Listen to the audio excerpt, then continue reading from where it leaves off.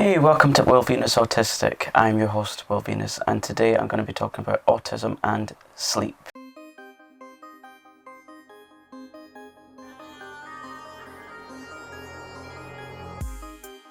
So, when you're autistic, you often have this thing called insomnia because our brains are wired to constantly be thinking, to constantly wired, and it's quite difficult for us to switch off, which impedes our sleep. And when you can't sleep, or when you can't stay asleep, of course, it's really frustrating because you spend the rest of the next day feeling tired, feeling sluggish, feeling like you can't be bothered to do anything, and it really impacts on your day, and it really impacts on your health and your mental well-being. Or sometimes it can lead to a hormonal imbalance, or your sleep problems can be caused by a hormone imbalance. Or if you're an autistic person that's like my husband, he will get the exact same amount of hours sleep every single night. I know, it's not fair. He gets 9 hours sleep every single night.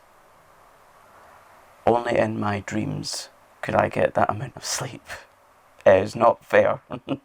I ask him what is his secret, and he says he just goes to sleep and he wakes up 9 hours later feeling fully refreshed. So also in this video I thought I would share with you some of my top tips of how to get a really good restful night's sleep. Sometimes they work, sometimes they don't. It's all about trial and error. Again, everyone on the spectrum is entirely different. That's why it's called autistic spectrum. Now, I am no sleep expert, I am no medical expert, but the following could help you. Just to give you a little bit of background, if you're watching this in the future, it's July 2022. I'm in the UK. The UK are experiencing unprecedented levels of temperature. We're talking in the 40 degrees Celsius mark. Yes, so right now it's very hot, so I can only apologise if you can hear the background noise. I've got a fan running. I need it. I'm sorry. I need it. I am boiling. Yeah, you can see that in my face. I am red. I am boiling. There's no escape from it because the UK wasn't built with aircon in mind or heat in mind. The UK was built with keeping heat in a building and not expelling heat. Yeah, so we're all going through it. Not just me, we're all going through it. And for the 90% of us, or maybe 95% of us whose house isn't built with aircon, we're all going through it. It is a nightmare. So yeah, some of my tips that could help you get a good night's sleep. And this could work if you're autistic, and it can help if you're not autistic. It can help anyone.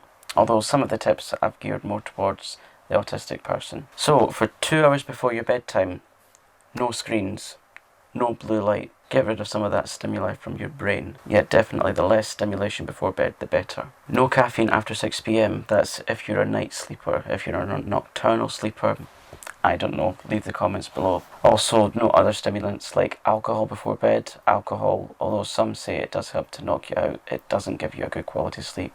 And of course, relying on alcohol is completely unhealthy. If you have things that you need to do, as in your strict routine, if you're someone that's like a strict routiner like me, do whatever it is you have to do during the day.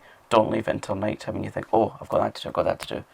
Leave all the more stressful bits for during the day so that in the night time you've got as less stress as possible. And of course, like anything that's to do with your health, like taking medications and things, do all that during the day, have it organised. Also at night time, there's, unless it's pertaining to your health, there's not anything that can't wait until the next day. Like I said, unless it's to do with your health or, childcare or whatever, there's nothing that's that important that can't wait until the next morning or afternoon, surely. If, like me, you have your own nighttime routine, stick to it. So my nighttime routine is I try to switch off from the screens, but it's not always possible. I understand that. Our autistic brains are always seeking new information and learning new things. Now, I know you're going to struggle with this at the moment, but try and make sure that your room, wherever you're sleeping, is at an ambient temperature, so not too cold, not too hot, just right. Or if you prefer it really cold, like me, get it really nice and cold, because that way you can control the heat. Otherwise, if it's at the other end of the spectrum, you can't really remove heat unless you've got aircon. Or if you're able to afford it, get a portable air conditioner. Yeah, there's many out there. I'm actually looking into it to make life a bit more bearable because from what I've read and the way that things are going with climate change, this isn't going to go away, so I'm going to look into getting aircon. I know it's expensive to buy, I know it's expensive to run, but if it's going to make life a little bit more bearable, I'll just have to budget for that. Bedding. Make sure that you've got the right tog duvet, or if you like, a nice weighted blanket for that extra hug feel. I like a nice light duvet so that I don't feel too hot, because my inner thermostat, I'm sure it's completely broken, because my inner thermostat is always set to very high.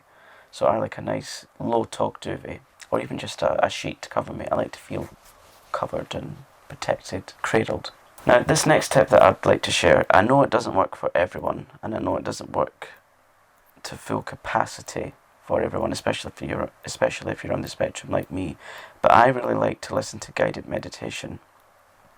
I'll leave a link below to the one that I use. She's actually a psychologist who said that this works for anyone, whether you're autistic or not. Because sometimes I feel it's very nice to have that nice soothing voice kind of guide you off into a nice restful sleep. And sometimes it doesn't work, but sometimes it just relaxes you a little bit. And of course, the more relaxed you are, the more likely you are to sleep.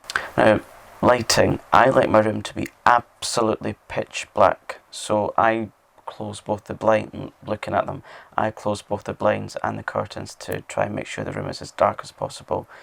If you don't like complete darkness, you could maybe look at nice subdued lighting. So I'll show you it. Don't actually have a bulb in this at the moment, but I like the glow that this gives off, and it's a rock salt lamp. And it gives off just a nice subtle glow to your room. Or you can get other speciality lights which put things that they project things like stars and the moon and planets on the roof, on the ceiling. Those look quite cute, but again, they can be a little bit expensive, but it is something to consider. Now this next one, and I'll also leave a link for this, is called diaphragmatic breathing, so breathing from the diaphragm. And there is what's known as box breathing. So you breathe in for 4 through the nose, hold for 4, exhale for 4, hold for 4, and repeat. Or you can use the 4-7-8 technique. I really like that because it works really well for me at night time.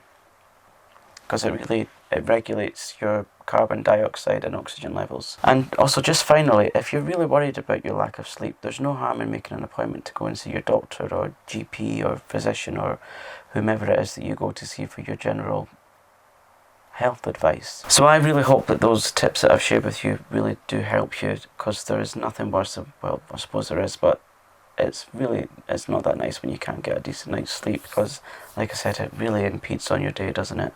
So I really do empathise.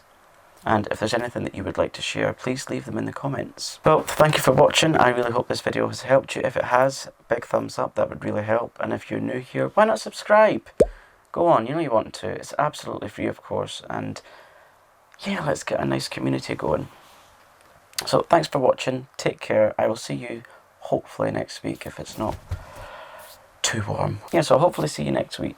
Take care. Keep shining. Be kind to yourself and others. And I'll see you then. Bye. Sweet dreams.